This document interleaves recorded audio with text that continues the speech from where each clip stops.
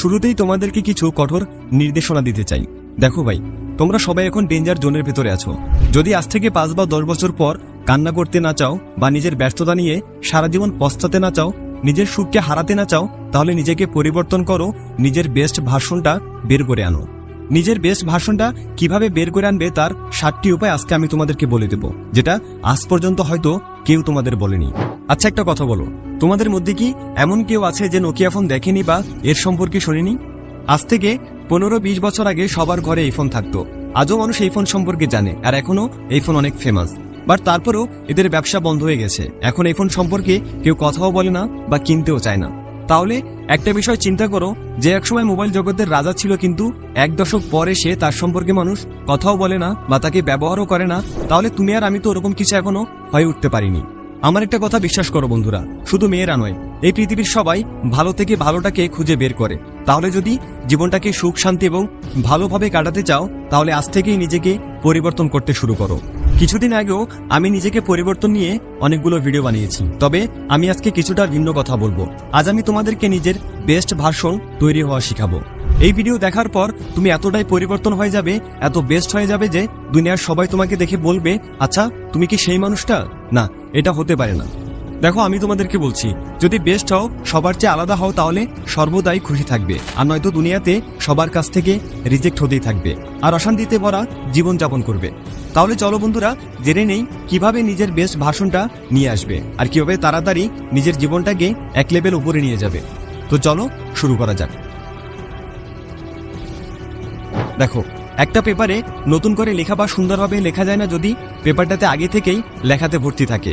আমি এতক্ষণে কি বলতে যাচ্ছি হয়তো তুমি বুঝে গেছো। হ্যাঁ, তোমাকে তোমার অতীত মুছে ফেলতে হবে। তুমি আগে যেমনই ছিলে না কেন, পড়ালেখায় ভালো ছিলে বা খারাপ ছিলে, বোকা ছিল অথবা চালাক ছিলে, তোমার অতীত অনেক খারাপ বা অনেক ভালো ছিল। যাই ছিল না কেন, ওটা এখন অতীত। আর এটা শুধু তোমার বর্তমানকে ডিস্টার্ব করতে পারে, এছাড়া কিছুই না। তাই তোমার বর্তমানকে নষ্ট না করে তোমার সাথে অতীতে যা ঘটেছে তা মুছে ফেলো। আগে তোমার অনেক হেলদি এবং ফিট বডি ছিল, কিন্তু এখন তুমি মোটা হয়ে গেছো, এটাতে কিছুই আসে যায় না। কিন্তু কিভাবে আবার নিজের শরীরটাকে ফিট করে নেবে, এটা ম্যাটার করে। আর এই পুরানো অতীত যতক্ষণ পর্যন্ত তোমার মাথার ভেতরে ঘুরপাক খাবে, তা তোমার বর্তমানকে শুধু ডিস্টার্ব করবে। তাই জীবন থেকে তোমার অতীতকে মুছে ফেলো। দেখো ভাই, যদি মাইন্ডসেট চেঞ্জ করে নাও, তাহলে মনে করো তুমি সবকিছু চেঞ্জ করে নিলে। আর যদি এটা চেঞ্জ না করো, তাহলে সবকিছু পরিবর্তন করেও তুমি কিছুই পরিবর্তন করলে না। এর মানে হলো, রাজমহলেও থেকেও তুমি ফকির থাকবে যদি তোমার চিন্তা ভাবনা না বদলাও। সময়ের সাথে সাথে তোমার মাইন্ডসেটকে আপডেট করতে হবে। কাল পর্যন্ত তুমি চিন্তা করেছিলে পড়ালেখা এত কঠিন, আর আজকে চিন্তা করছো এই মাসের মধ্যে কিভাবে আমি আমার সিলেবাস 40% শেষ করব। এটাই তো তোমার মাইন্ডসেটের পরিবর্তন, যা সামনে তোমাকে তোমার বেটার ভার্সনে আপডেট করে। কাল পর্যন্ত তুমি ভেবেছিলে এত সকালে কে উঠবে, আমার দ্বারা হবে না, আর আজকে তুমি ভাবছো কাল সকাল 5টায় উঠতে হবে, তাই 4-5টা অ্যালার্ম সেট করো। আর কাল যদি তুমি 5টার জায়গায় 6টা বাজেও ঘুম থেকে উঠতে পারো, তাহলে তোমাকে কনগ্রেচুলেশন বন্ধু, তুমি একটা বড় জিত অর্জন করেছো। তাই নিজেকে পরিবর্তন করার জন্য নিজের মন মানসিকতা পরিবর্তন করতে হবে।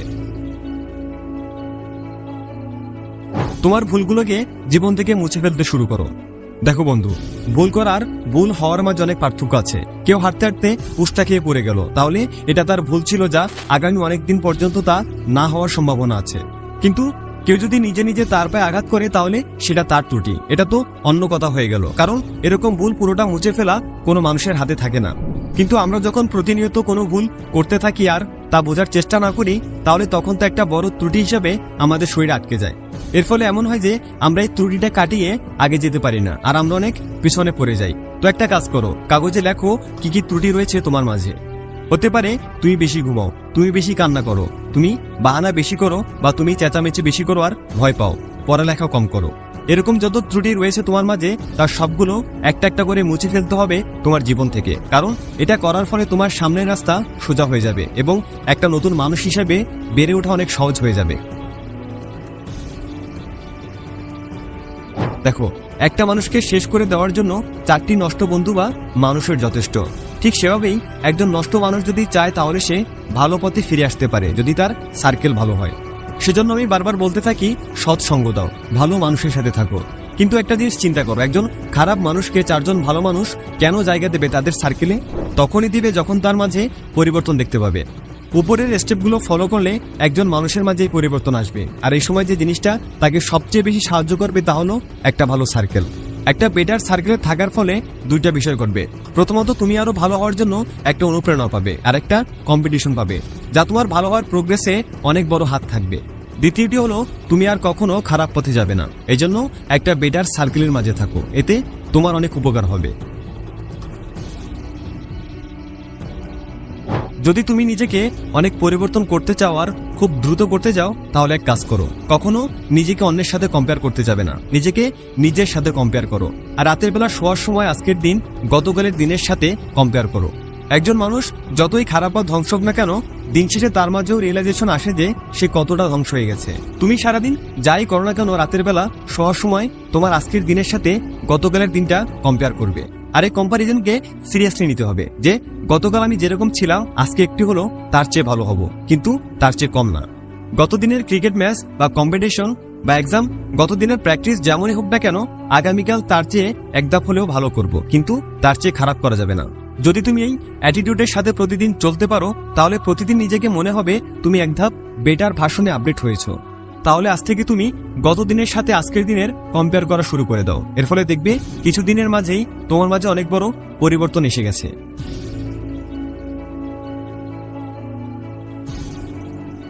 দেখো, এই স্টেপটা আমার খুব পছন্দের একটি স্টেপ, কারণ এই স্টেপ নিয়ে আমি অনেকগুলো ভিডিও বানিয়েছি, আর সবগুলো ভিডিও লাখ লাখ মানুষ দেখেছে এবং হাজার হাজার কমেন্ট করেছে। আর তারা আমাকে বলেছে এই স্টেপ ফলো করার ফলে তাদের জীবনে অনেক পরিবর্তন এসেছে, যার জন্য এই স্টেপ সম্পর্কে আমার একটু ভালোই ধারণা রয়েছে। কিন্তু তারপরেও এই ভিডিওতে এই স্টেপ সম্পর্কে আমি একটা আলাদা পার্ট অ্যাড করব। আগামী 21 দিনের এই কঠিন মিশন তোমার আগামী 90 দিনের জন্য সোজা হয়ে যাবে। তো এমনটা করতে হবে যে কিছু কোয়ালিটি, কিছু অ্যাবিলিটি যা তোমার মাঝে আপডেট করতে চাও। যেমন ধরো, তোমার মাঝে ফিজিক্যাল আপডেট আনতে চাও, কোন স্কিল অর্জন করতে চাও, বা computer technical communication skill update করতে চাও। তোমার ছোট ছোট অ্যাবিলিটি থেকে বড় বড় অ্যাবিলিটি আপডেট করতে চাও, তাহলে তুমি আগামী 21 দিনের জন্য সেটা প্র্যাকটিস করা শুরু করে দাও। 21 দিনের মাঝে একদিন যদি বাদ দিয়ে দাও, তাহলে আবার তোমাকে নতুন করে শুরু করতে হবে।